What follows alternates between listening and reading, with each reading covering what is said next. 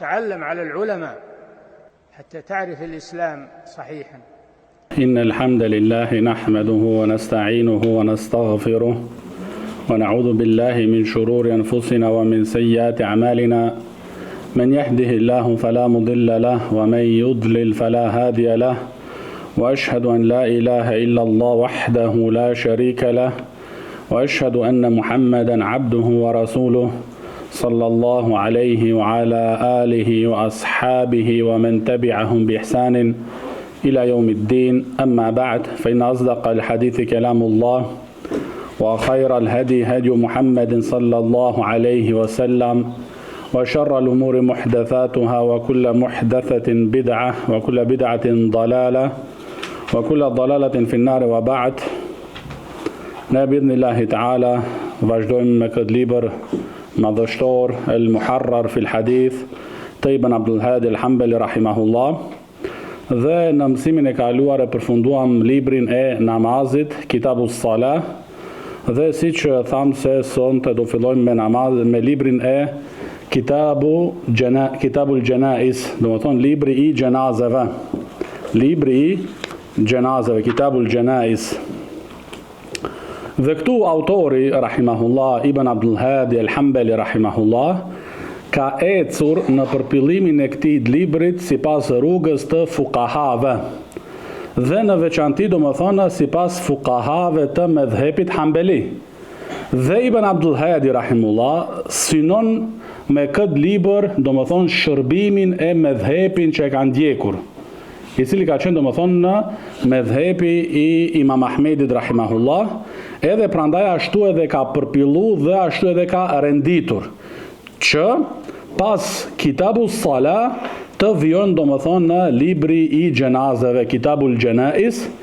Dhe këtu është do më thonë sepse lidhja mes Kitabus Salah, libri i namazit, dhe libri i gjenazeve është do më thonë e dukshme, për shkak se edhe të çështja e të vdekurve do më thonë është namazi i gjenazës, namazi do më thonë për të vdekurin, e këtu do më thonë lidhet ajo do më thonë me çështjen e Kitabus Salah, me librin e namazit.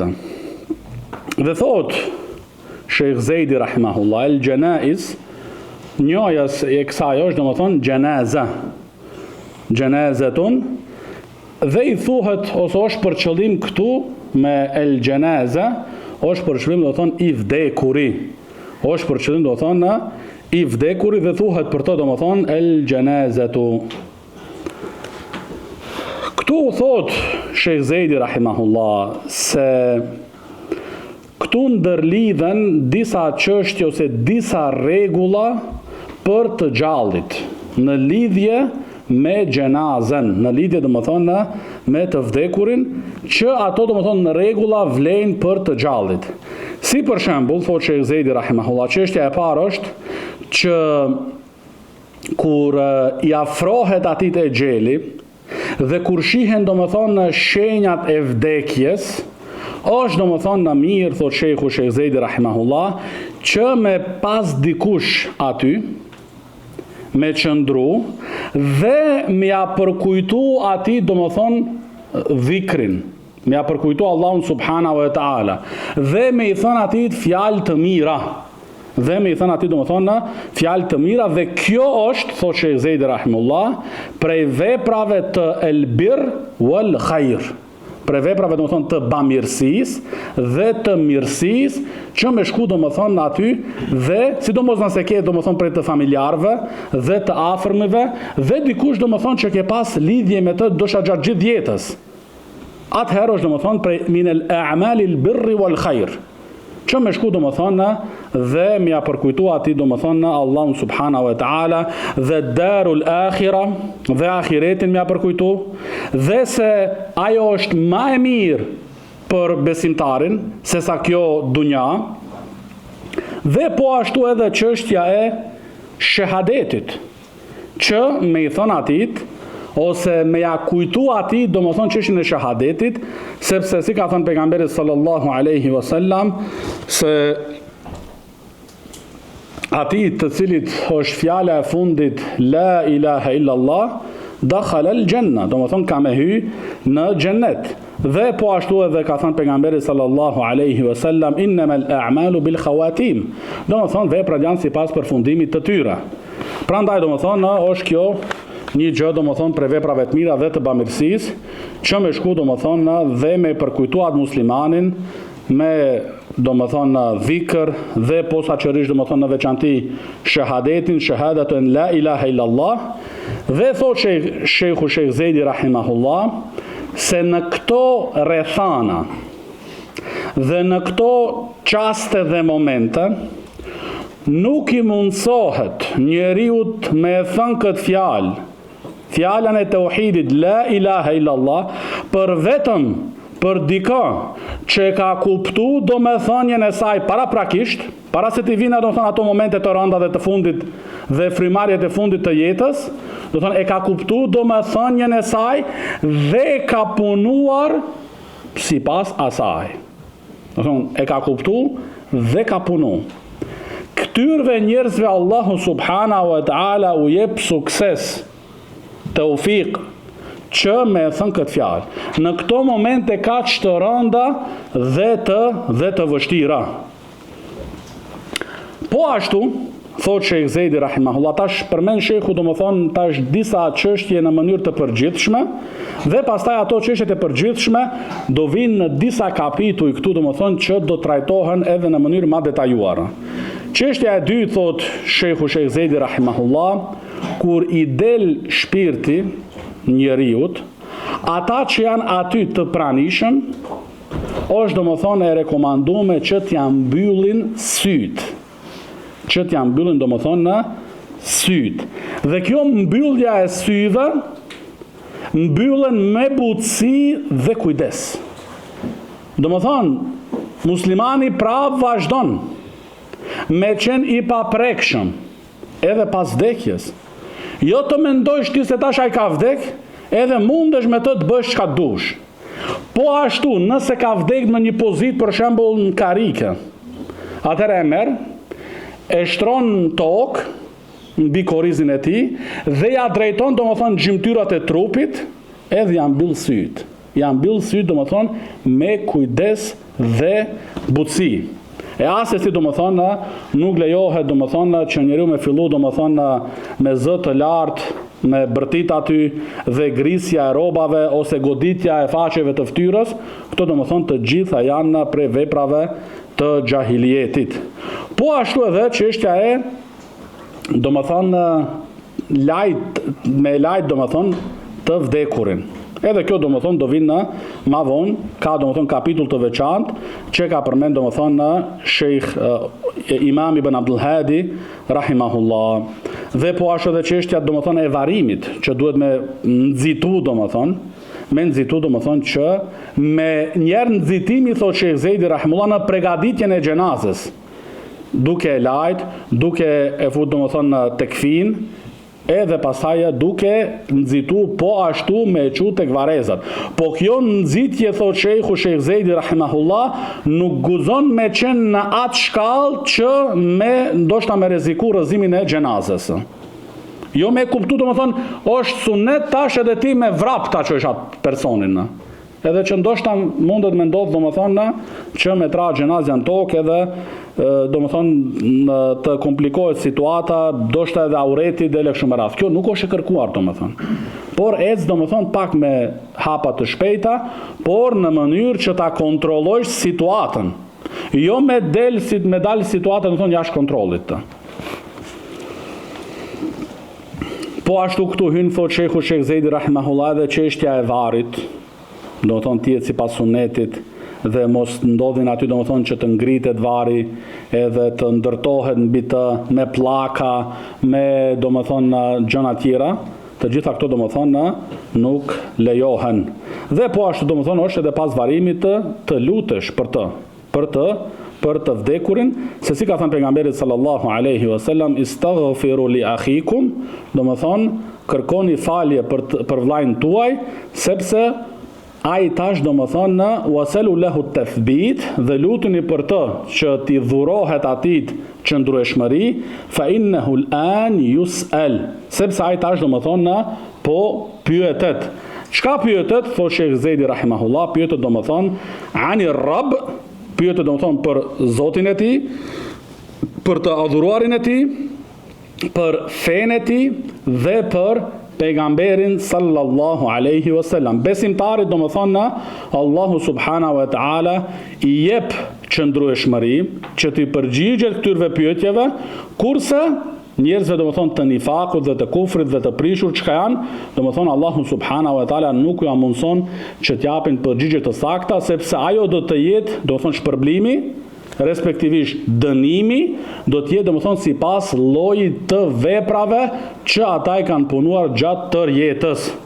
Se Allahu subhanahu wa taala thotë: "Yuthabbitu Allahu alladhina amanu bil qawli thabit fil hayati ad-dunya wa fil akhirah wa yudillu Allahu adh-dhalimin wa yaf'alu Allahu ma yasha." Domethënë Allahu forcon ata që besuan me fjalën e fortë në jetën e kësaj bote edhe në botën tjetër, ndërsa zullumçarve Allahu i bën të humbur, Allahu domethënë punon çka të doj.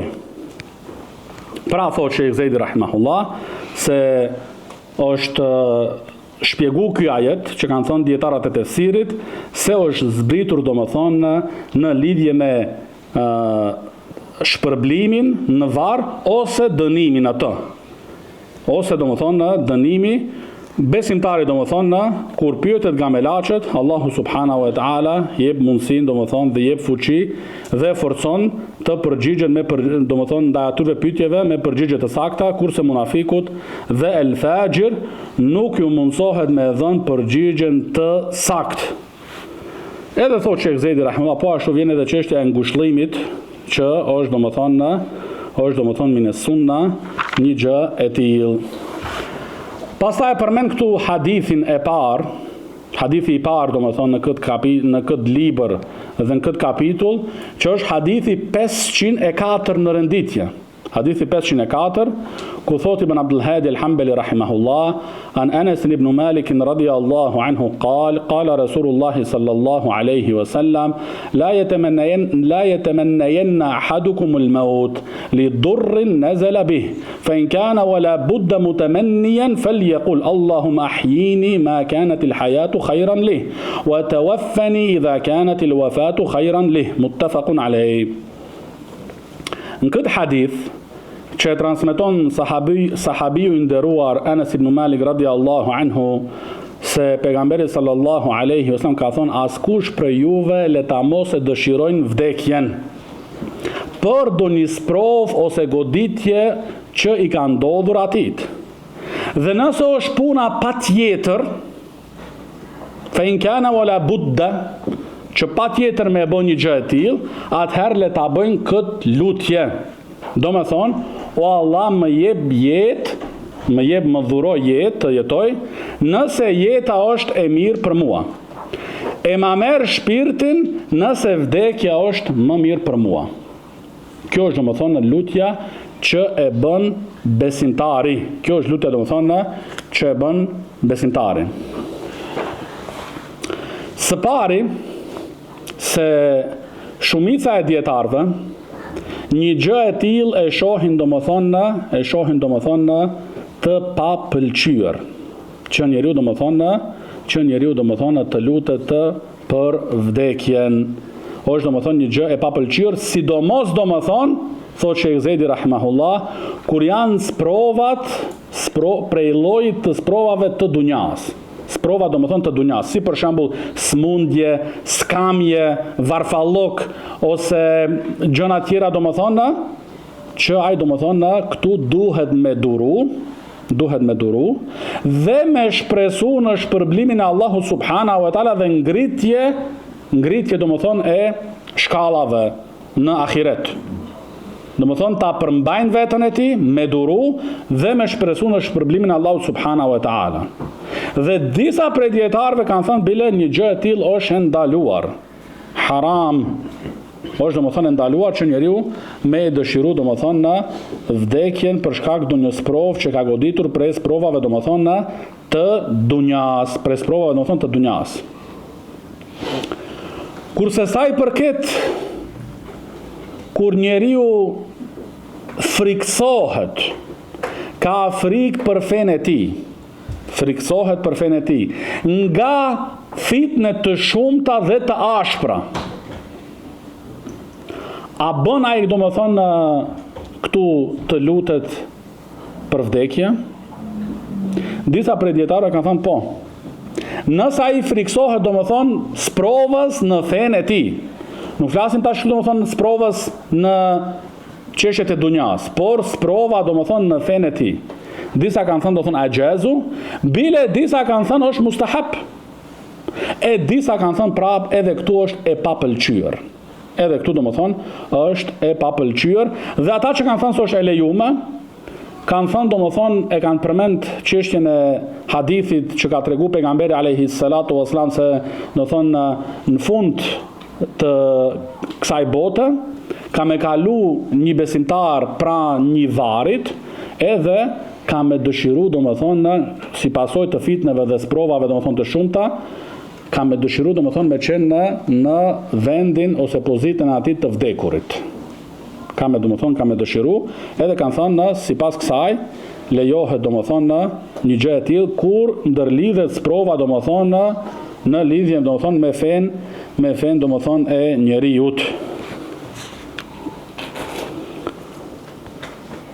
Prandaj thotë Sheikhu Sheikh Zejdi rahimahullah, nëse është puna domethënë patjetër, atëherë i lutet Allahu subhanahu wa taala me këtë lutje që na ka mësuar pejgamberi sallallahu alaihi wasallam.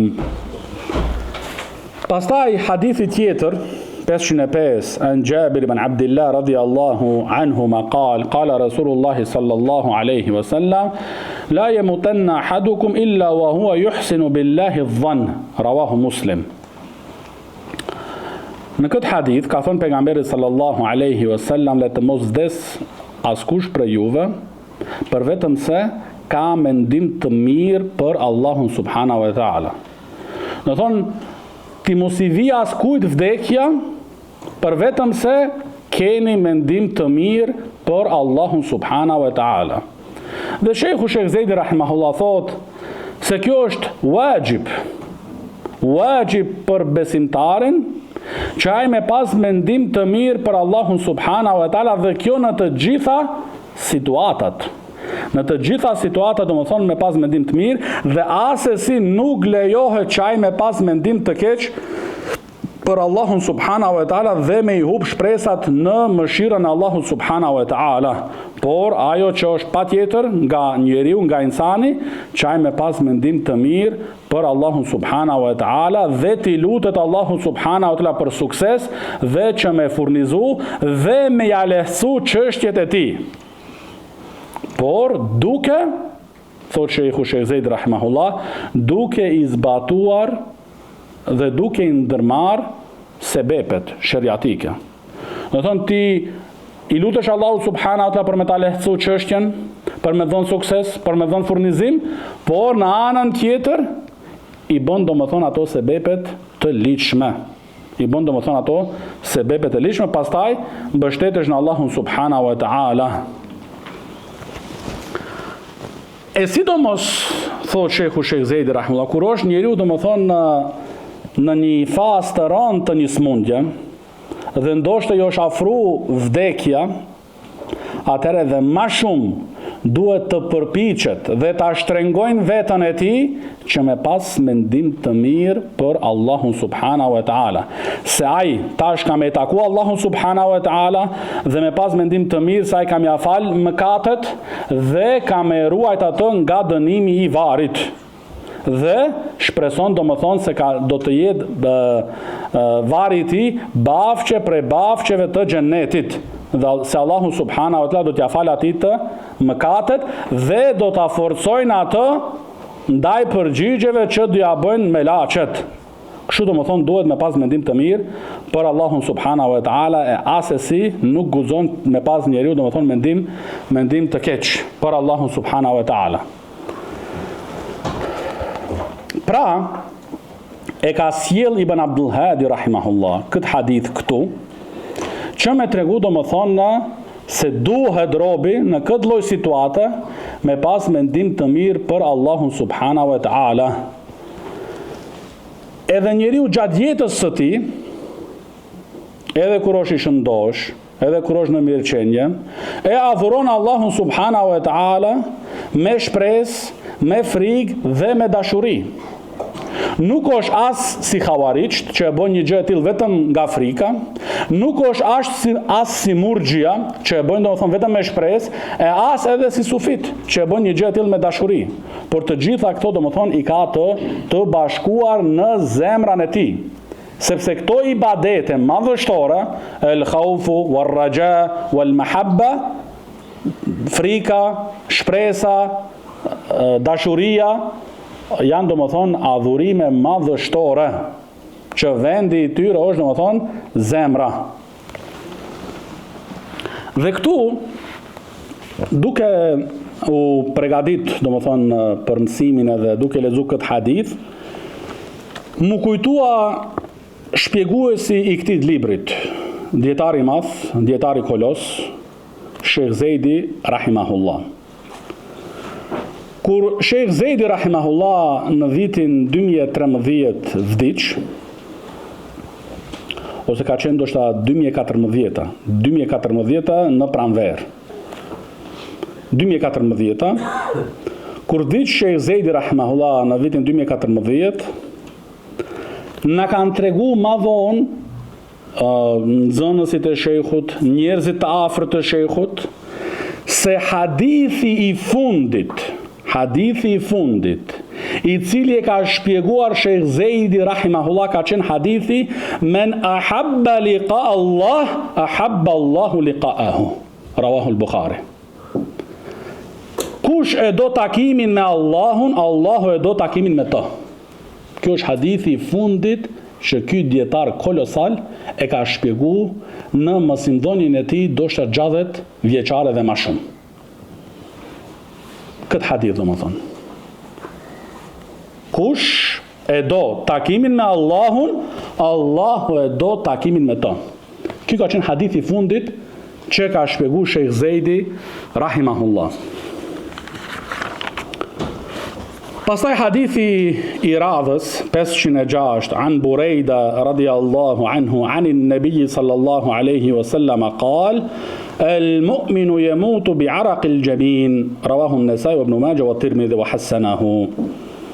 Këtu në këtë hadith që transmeton Burejda radiyallahu anhu se pejgamberi sallallahu alaihi wasallam ka thonë, besimtari vdes me djers në ball. Besimtari vdes me djers në ballin e tij. Dhe thotë Sheikh Zejdi rahimahullah, kjo është domethënë shenjë prej shenjave domethënë për besimtarin. Për besimtarin, dhe këto janë domethënë në çastet e fundit të jetës së tij. Që ti gjersohet balli i tij. Që ti gjersohet domethënë në balli i tij dhe është domethënë shenjë e mirë, shenjë domethënë për ala imanihi, shenjë domethënë për imanin e tij, dhe është min el mubashirat, domethënë është prej përgëzimet dhe prej shenjave të mira për atë person, prandaj domethënë kemi mendim të mirë për to. Nëse e vren një gjë e tillë te dikën, atëherë domethënë ki mendim të mirë për to. Tuhsin adh-dhann bihi.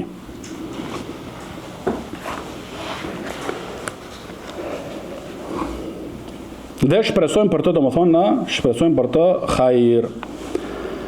Po ashtu hadithi tjetër, hadithi 507, thot Ibn Abdul Hadi rahimahullah, وعن أبي سعيد وأبي هريرة رضي الله عنهما قال رسول الله صلى الله عليه وسلم لقنوا موتاكم لا إله إلا الله.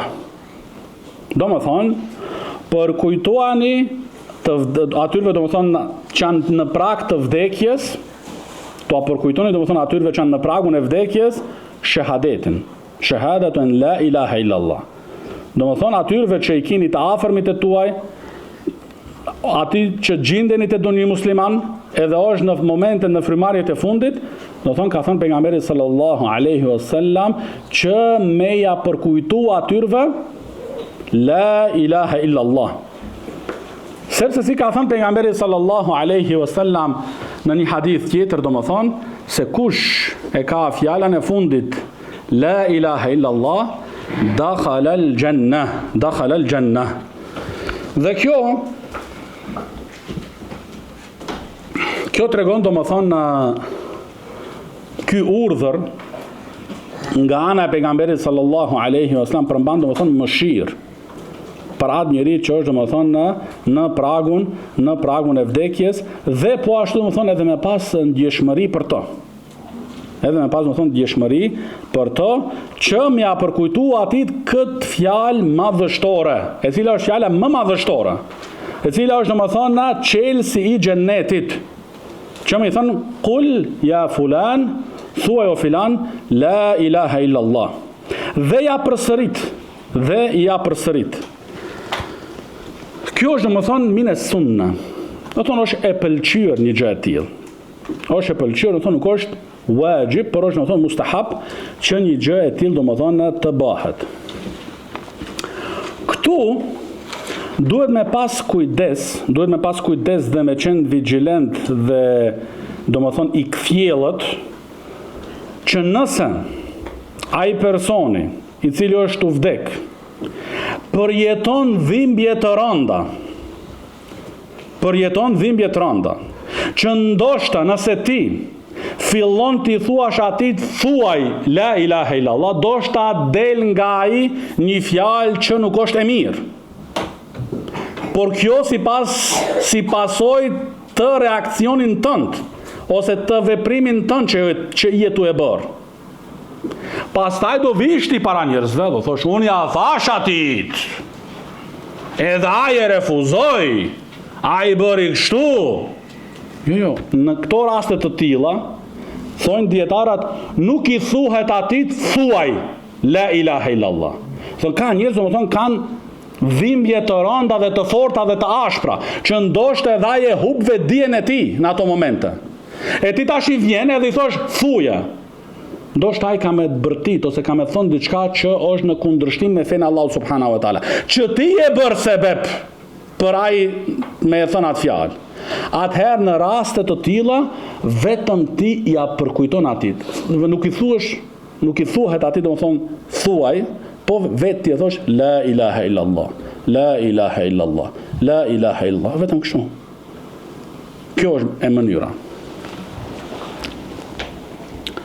Dhe mendoj se shumica prej juve e din atë historinë kur ka qenë njëri prej imamlarve të dunjas, Ebu Zur'a ar-Razi rahimullah në shtratin e vdekjes, kanë ardhur nxënësit e tij, dietarët e hadithit, ta vizitojnë, dhe u ka ardhur rand që me i thënë tash shehun të tyre, domethënë shehut vet, mësuesit vet, që u ka mësu fenë për 30-40 vite, thuaj shahadetin. U ka ardhur rand. Atëherë domethënë kanë përdor hikma, kanë qenë domethënë njerëz me mençuri dhe maturi, kanë dash domethënë t'ia përmendin hadithin domethënë ku thot pejgamberi sallallahu alaihi wasallam men kana akhiru kalamihi la ilaha illa Allah dakhala al-janna. Të kujt janë fjalët e fundit la ilaha illa Allah hyn në xhennet. Edhe ka ardhur nxënësi i parë Muhammed ibn Muslim, edhe fillon thot haddathana ad-Dhahhak ibn Makhlad an Abdul Hamid ibn Ja'far an Salih wa jala yaqul ibn abi wa lam yatajawaz. Thumma jaa Abu Hatim, që është prap njëni prej imamlarve të mëdhej, dhe thot Ebu Hatim rahimullah, haddathana Bandar, haddathana Abu Asim, an Abdul Humayt ibn Ja'far, an Salih, wa lam yatajawaz, dhe prap do më thonë, nuk ka mund me qu sinxhirin deri në fund. Dhe të tjeri që ka ishin el baqun saketu, dhe të tjeri që ishin prej imamlarve të hadithit, heshtën, nuk folën. Atëherë, Ebu Zur'a ar-Razi rahimahullah, duke qenë në shtratin e vdekjes dhe duke i përjetu momentet e fundit në këtë botë, thot حدثنا بندار حدثنا أبو عاصم حدثنا عبد الحميد بن جعفر عن صالح بن أبي عريب عن كثير بن مرة الحضرمي عن معاذ بن جبل قال قال رسول الله صلى الله عليه وسلم من كان آخر كلامه لا إله إلا الله. Edhe vdes këtu. Do thonë nuk e thot këtë dakhal al janna, ka me hyrë në xhennet. Se do ishte fjala e fundit, do thonë kjo. Që ti do thonë fjala e fundit la ilaha illallah, këtu do më thonë Allahu subhanahu wa taala ja ka marrë shpirtin. Do më thonë Allahu subhanahu wa taala i forcon besimtarët me fjalën e fortë në dunja dhe në botën tjetër. Do të thonë ata besimtarë që gjithë jetën kanë qenë të sinqert, duke qenë të përkushtuar në fenë Allahu subhanahu wa taala. Se këtu do më thonë del në shesh sinceriteti njeriut. Se munafikut, si që tha Sheikh Zejdi rahimullah, nuk jepet mundësia me e thonë shahadetin këtu. Po, e ka thënë në dunja që me mbrojt vetën e ti dhe interesat e ti, ama në këto momente mbaron çdo gjë. Atel del sinceriteti. Del do më thonë, a ka qenë njeriu, as ka qenë i sinqert. Edhe, pa dyshim do më thonë se kjo të regon do më thonë është shenjë e mirë për këtë dietar të madh, Abu Zur'a ar-Razi rahimahullah. Dhe po ashtu, në librin Siyar A'lam an-Nubala, Imam al-Dhahabi rahimahullah në biografinë e Abdullah ibn Mubarak rahimahullah përmend se një njeri i erdhi Abdullah ibn Mubarak rahimahullah në shtratën e vdekjes dhe filloi m'ia thënë thuaj la ilaha illallah. Duke qenë ky imam Abdullah ibn Mubarak rahimahullah në shtratën e vdekjes, i thot atit o, do më thonë, sa më kujtohet o ignorant ose diçka e tillë, unë ta mësoj ty tash si është e sakta që mos dëmtojsh dikën pas meje. Unë e thash njëherë, la ilaha illallah, edhe kjo mjafton. Do më thonë, nëse, kjo është mësim për neve, nëse ai, babgjyshi yt, e thot njëherë shahadetin, mos i shko prap do më thonë në thue, kul la ilaha illallah, se unë du hadithin ta qenë vend. Jo, ai e ka thënë njëherë. Synimi është me qenë fjala e fundit me qenë ajo. Nësa ai ndërkohë fol diçka tjetër prej çështjeve të dunjas, atëherë prapja përkujton. Ama nësa e ka thënë një herë shahadetin dhe nuk fol më, atëherë shpresojmë për të hajrin edhe nuk, domethënë nuk ja përsërisin. Kjo është shumë e rëndësishme këtë fiqh që Abdullah ibn Mubarak rahimullah ja ka mësuar atit personi domethënë në shtratën e vdekjes. Po ashtu, Imam Sunna Imam Ahmedi rahimahullah që e tregon biri i tij kur ka qenë në shtratën e vdekjes dhe ja ka përkujtu shahadetin, kurse Imam Ahmedi rahimahullah atë shumë dhimbje ka pas dhe her pas here ka hupe dhe vetdijen që ka njëherë domethënë edhe ka thënë la. E tash biri i tij Salih ose Abdullah rahimahumullah është shqetësu për babajnë e tyre. Por, kur e ka morë vetën Imam Sunna Imam Ahmedi rahimullah, ka thënë djalit vet, ishte shejtani që më erdhi te koka dhe më thoshte, ja Ahmed, më ke ik gjithë jetën, po më ik tash, s'të kap dot. Do të thonë, shikoni, kjo lufta me shejtanin, që është luftë më e keqe dhe më e egër, ai nuk të lën rahat edhe në këto momentet të fundit të jetës, kur ndoshta ai e domethënë në momentet më dobta që i përjeton. Ai do domethënë me të fitnetos. Që të vdesish si kafir, që të vdesish si munafik, që të vdesish si bidatçi. Sa domethënë nuk rahatohet. Puna e tij, angazhimi i tij është me të deviju. Edhe ai kur ka tentu, do më thonë, të imamlarët, si është puna jonë, që duhet edhe ma shumë të friksohemi, edhe ma shumë pregaditemi për këto qaste. Për këto qaste, do më thonë, na të rënda.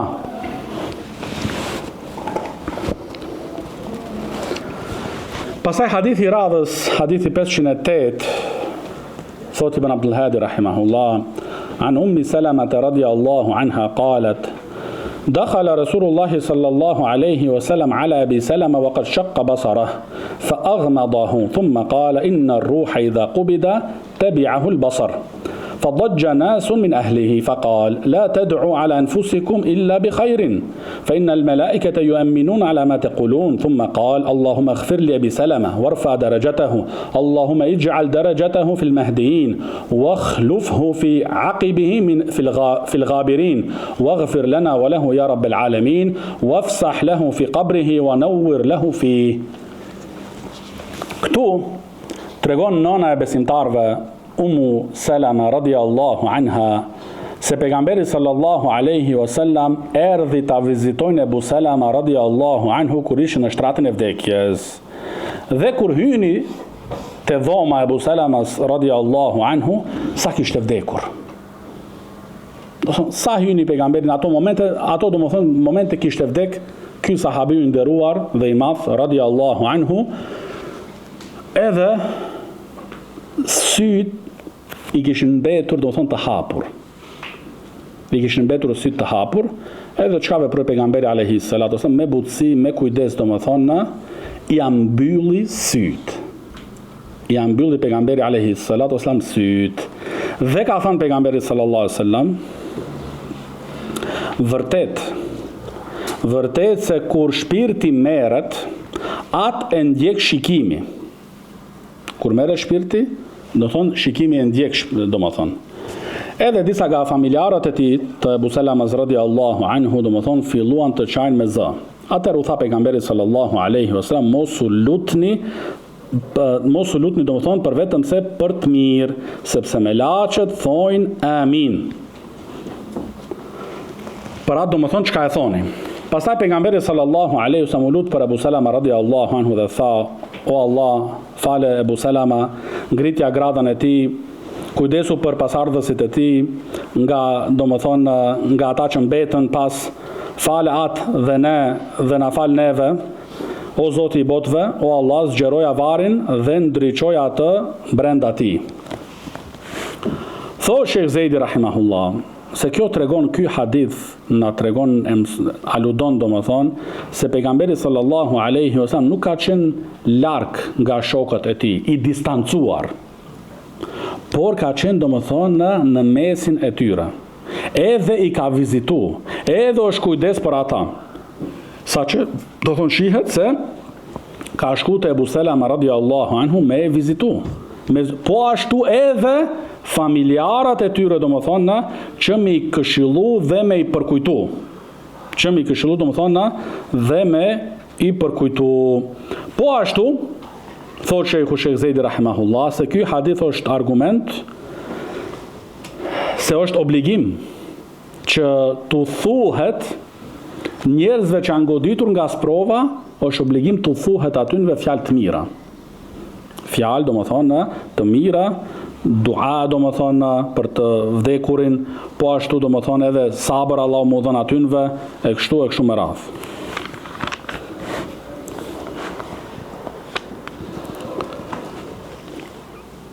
Edhe tregon Umu Salama radiallahu anha se pejgamberi sallallahu alaihi wasallam e ka dëgju, do më thonë, duke thënë pejgamberi sallallahu alaihi wasallam, nuk ndodh që muslimani të goditet me ndonjë sprovë dhe ai thot inna lillahi wa inna ilaihi raji'un, edhe me thonë, do më thonë, që Allahu me i dhën, me ia zaventu me një më të mirë. Edhe ka thënë Umu Salama radiallahu anha, si me qenë më të mirë, do më thonë, kush ka qenë prej muslimanëve më mirë se Ebu Salama? Ka qenë, do më thonë, nga shtëpit e para që kanë bërë emigrim në rrugën e Allahut subhanahu wa ta'ala. Por, thot Umu Salama radiallahu anha, unë e bëra këtë dua, duke shpresu, do më thonë, në përgjigjen e saj, që Allahu subhanahu wa ta'ala, do më thonë, në mja dhënë diçka ma mirë, edhe thot, do më thonë, ndodhi që pejgamberi sallallahu alaihi wasallam më kërkoj për gru. Edhe pa dyshim, do më thonë, se pejgamberi sallallahu alaihi wasallam ishte më mirë se Ebu Salama radiallahu anha, dhe kështu Umu Salama radiallahu anha u bë, do më thonë, një nga nënat e besimtarve. Që u bë, do më thonë, një nga nënat e besimtarve, dhe pa dyshim, do më thonë, se kjo është pozit madhështore. radiallahu anha. Pastaj hadithi 509, thot Ibn Abdul Hadi rahimahullah an Aisha radiallahu anha anna Rasulullahi sallallahu alaihi wasallam hina tuwuffiya sujjiya bi burdin hibara.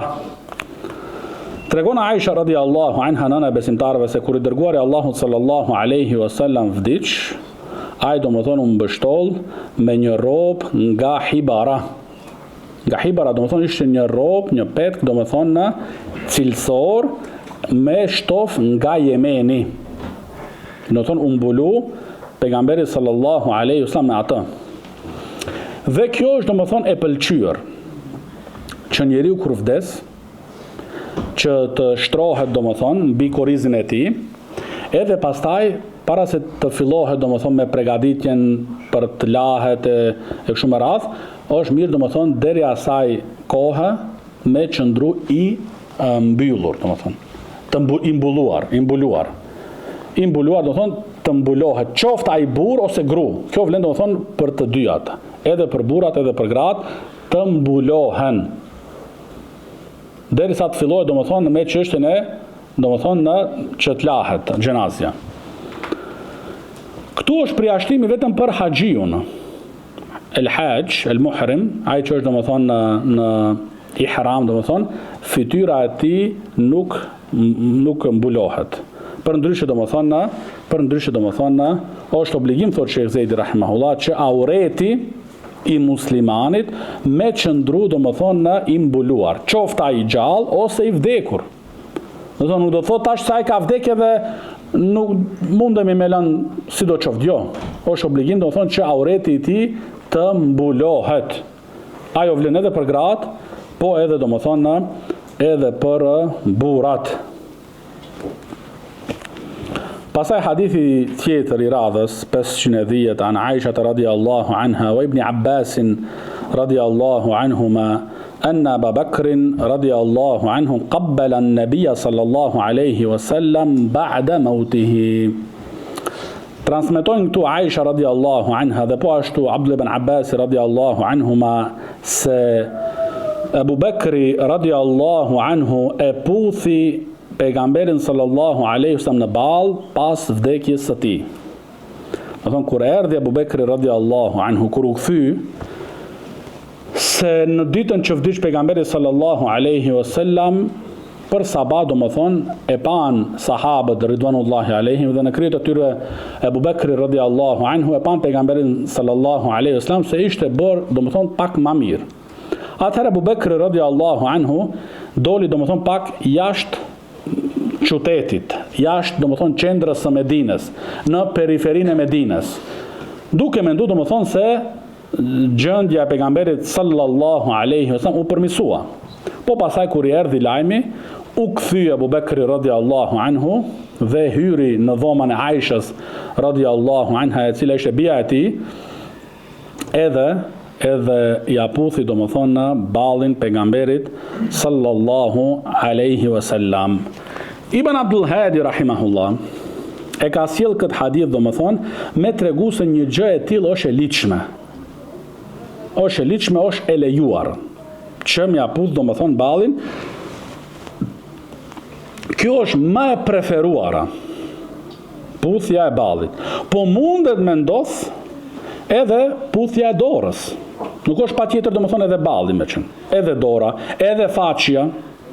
Bon domethënë, edhe façja t'ja puthish façën, ose ballin që është më e mira, ose edhe dorën. Edhe nëse se bën asnjënën prej këtyre, në rregull është.